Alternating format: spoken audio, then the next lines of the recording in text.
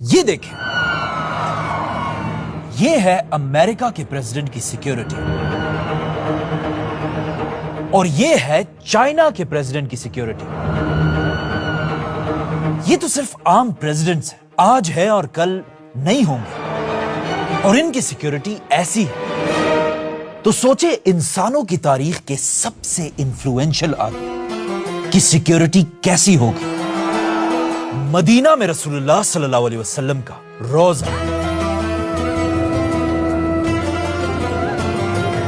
یہ جگہ دنیا کی سب سے ہائی سیکیورٹی زونز میں سے ایک ہے۔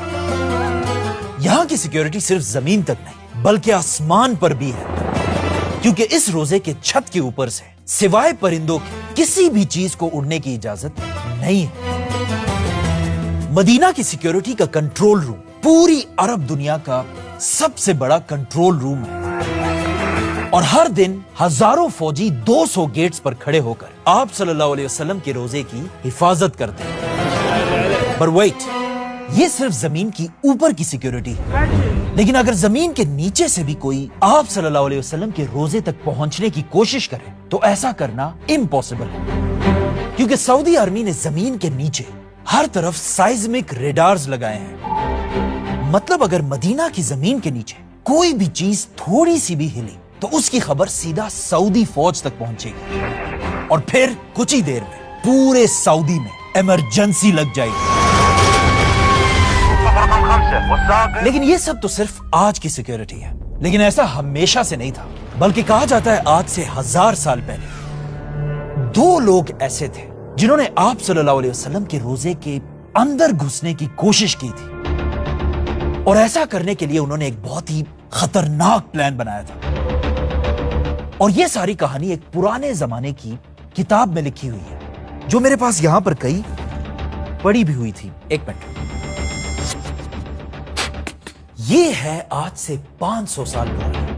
السمودی کی کتاب، اور اسی کتاب میں انہوں نے یہ پوری کہانی ڈیٹیل سے لکھی ہے۔ لیٹس سی اس کتاب میں کیا ہے۔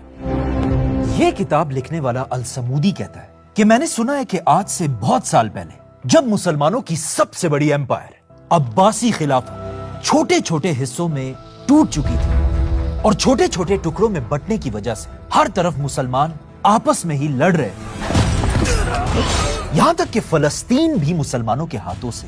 نکل چکا تھا۔ ایگزیکٹ اسی ٹائم جب پچھلے 500 سال میں پہلی بار مسلمان کمزور ہو چکے تھے،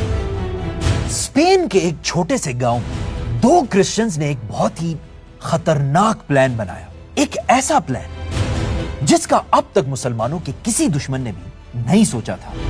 مدینہ میں آپ صلی اللہ علیہ وسلم کے روزے کے اندر گھس کے آپ صلی اللہ علیہ وسلم کے جسم مبارک کو اپنے ساتھ لے جائے، لیکن ایسا کرنا کوئی آسان کام نہیں تھا، اسی لیے سب سے پہلے ان دونوں نے اپنا بھیس بالکل بدل دیا، مسلمانوں کی طرح داڑھی رکھی اور مسلمانوں کی طرح کپڑے پہن کر یہ دونوں مدینہ کی طرف روانہ ہوئے۔ جیسے یہ دونوں مدینہ پہنچے، ان کی لمبی لمبی داڑھی اور کپڑوں کو دیکھ کر مدینہ والوں کو لگا کہ یہ تو بہت نیک لوگ ہیں،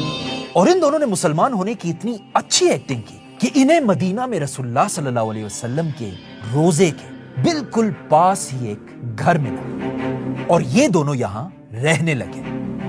جس کے بعد یہ دونوں مدینہ میں ہر دن اچھے مسلمانوں کی ایکٹنگ کرتے تھے۔ لیکن جیسے ہی رات ہوتی تھی، رات کے اندھیرے میں یہ دونوں اپنے خطرناک پلان پر کام شروع کرتے تھے۔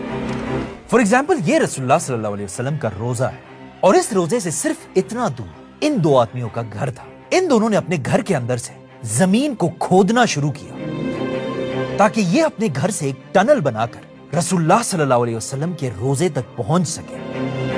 اور آپ صلی اللہ علیہ وسلم کے جسم مبارک کو مدینہ سے اپنے ساتھ لے جائے۔ یہ دونوں رات کو ٹنلز کھودتے تھے اور دن میں یہ ساری مٹی اپنے بوریوں میں ڈال کر پاس ہی ایک قبرستان میں جگہ جگہ پھینک دیتے تھے۔ یہ اتنا خطرناک پلان تھا کہ مدینہ کے کسی مسلمان کو بھی ان دونوں پر شک نہیں ہوا، بلکہ انہیں لگتا تھا کہ یہ دونوں ساری رات عبادت کرتے ہیں۔ آہستہ آہستہ دن گزرتے گئے اور ان دونوں کا ٹنل آپ صلی اللہ علیہ وسلم کے روزے کے قریب پہنچنے لگا، اور ایون انہیں بھی ایسا لگنے لگا تھا کہ اب ان کا یہ پلان کوئی نہیں روک سکتا۔ لیکن اچانک اسی رات مدینہ سے بہت دور مسلمانوں کے کیپٹل دمشق میں مسلمانوں کے سلطان نور الدین زنگی نے خواب دیکھا۔ اس کتاب میں لکھا ہے کہ نور الدین کے خواب میں خود رسول اللہ